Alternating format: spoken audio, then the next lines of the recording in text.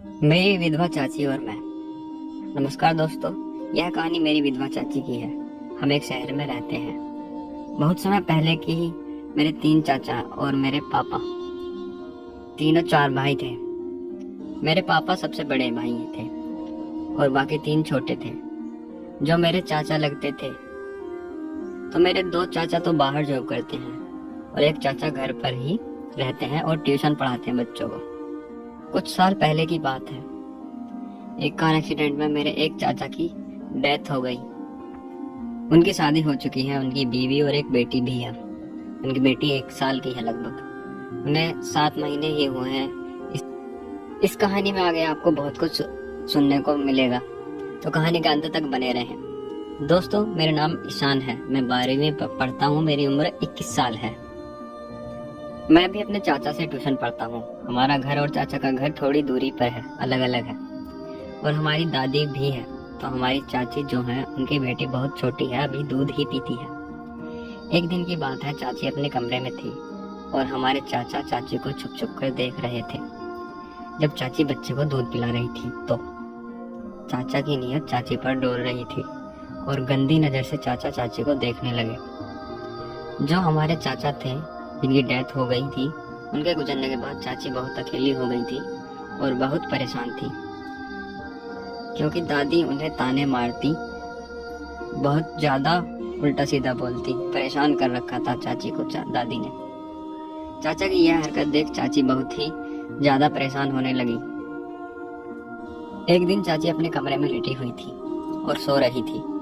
अचानक से हमारे चाचा जी, जो ट्यूशन पढ़ाते हैं, वह चाची के कमरे में चुपके से घुस गए और उन्होंने धीरे धीरे चाची को देखने लगे। अचानक से चाची की आंखें खुल गई। चाची बोली, अरे देवा जी, आप यहाँ क्या कर रहे हैं? चाची ने सहमी सी आवाज में कहा। चाचा बोले, कुछ नहीं भाभी, मैं तो बस बच्ची को देखने आया था, वह रो रही थी शायद। चाची बोली, अच्छा ठीक है, मैं बच्चे को देख लेती हूँ, आप सो जाइए। चाचा बोले, भाभी, भैया की मृत्यु के बाद आप अपने आप को अकेला मत समझना।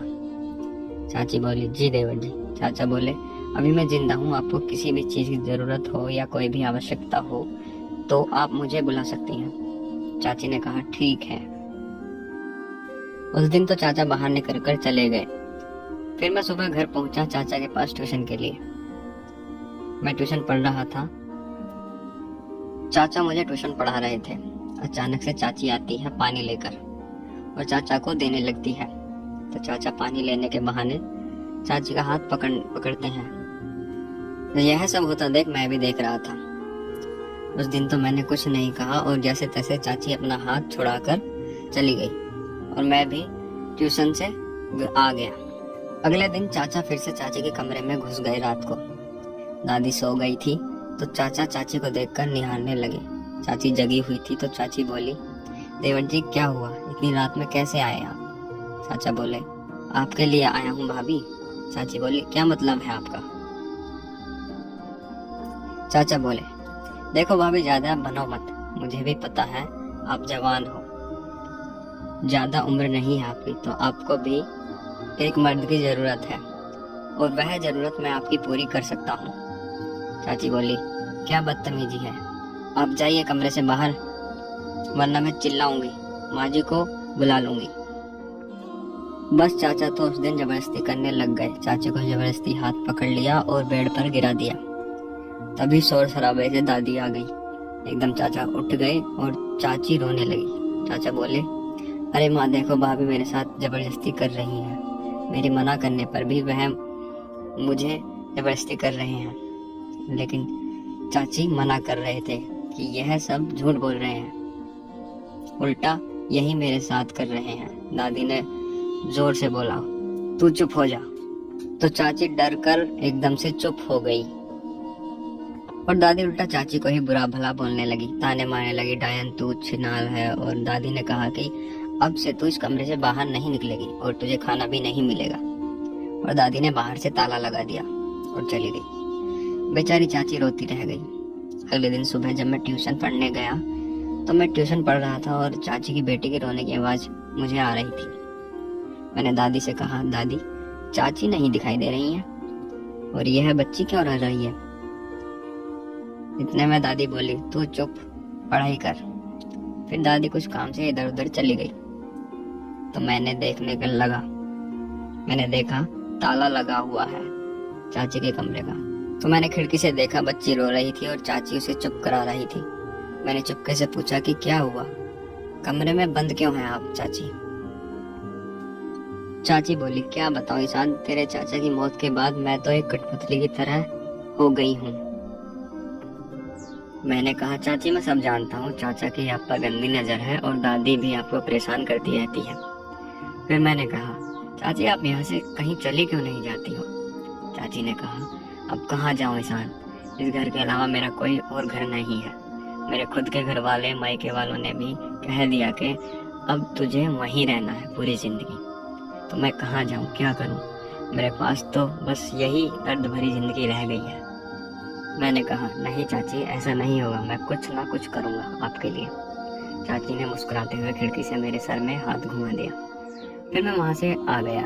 रात को घर आने के बाद मेरे मन में चाची के बारे में ही सवाल घूमते रहे। चाची के लिए मेरे मन में एक अलग ही अपनापन सा आ गया था। अगले दिन मैं फिर से ट्यूशन गया तो मैं चाची को ही देख रहा था कि चाची बाहर निकली या नहीं निकली, लेकिन ताला लगा हुआ था। बच्ची रो रही थी। मैं दूध लेकर गया था एक पैकेट, तो मैंने चाची को दे दिया कि बच्चे को पिला दो। चाची ने बच्चे को दूध पिला दिया और मुझसे कहा, धन्यवाद ईशान, दूध ले आए। बच्चे की भूख बुझ गई। मैंने कहा, धन्यवाद की कोई जरूरत नहीं है चाची, ये तो मेरा फर्ज था। फिर मैंने चाची से कहा, चाची आप एक अपनी नई जिंदगी शुरू क्यों नहीं कर लेती हो? चाची ने कहा, क्या मतलब नई जिंदगी कैसे शुरू करूं? मैंने कहा, आप दूसरी शादी क्यों नहीं कर लेती हो? चाची बोली, एक बेटी के साथ अब दूसरी शादी कौन कर सकता है मुझसे? मैंने चाची से कहा, चाची मैं आपसे शादी करने के लिए तैयार हूँ। चाची बोली, क्या बात कर रहे हो इंसान, तुम बहुत छोटे हो, तुम्हें अभी इन सब का कुछ पता नहीं है। मैंने कहा, चाची मैं 21 साल का हो चुका हूँ, मुझे सब पता है और मैं आपसे शादी करना चाहता हूँ क्योंकि मैं आपसे प्यार करने लगा हूँ। चाची बोली, यह समाज हमारे रिश्ते को स्वीकार नहीं करेगा, तो तुम उल्टी सीधी बातें अपने मन में मत लाओ। मैंने चाची से कहा, चाची हम कहीं दूर चले जाएंगे दोनों, और मैं अच्छे से बच्चे की परवरिश भी करूँगा और आपकी भी इच्छा पूरी करूँगा। चाची बोली, तुम समझ जाओ, ऐसा नहीं हो सकता, तुम मेरे बेटे समान हो। मैंने कहा, चाची चाचा की मौत के बाद अब आपकी जान को दिक्कत बन जाएगी और इसीलिए बोल रहा हूँ, आप इस जिंदगी से छुटकारा पाने के लिए मुझसे शादी कर लीजिए, वरना छोटे चाचा आपकी जिंदगी बर्बाद कर देंगे। चाची बोली, शान तुम ठीक कह रहे हो, तुम्हारे छोटे चाचा मेरी जिंदगी खराब कर रहे हैं, पर मेरे पास और कोई चारा नहीं है। मैंने चाची से कहा, चाची मान भी जाओ। और फिर मैंने कहा था कि मैं कल रात 11 बजे आऊँगा, आप तैयार रहना, हम दोनों यहाँ से चले जाएंगे कहीं दूर। फिर मैं घर चला गया। अगले दिन की सुबह मेरे मन में यही चलता रहा कि कब रात के 11 बजेंगे और कब मैं जाऊँ। कुछ पैसे लिए पापा के पर्स से और कुछ मेरे पास थे, मैंने सब कुछ ले लिया और रात के करीब 10:30 बजे फिर मैं घर से निकल गया और मैं चुपके से चाची के रूम के बाहर खिड़की से देखा। चाची जागी हुई थी और बैठी हुई थी। मैंने आवाज लगाई, चाची आप तैयार हैं?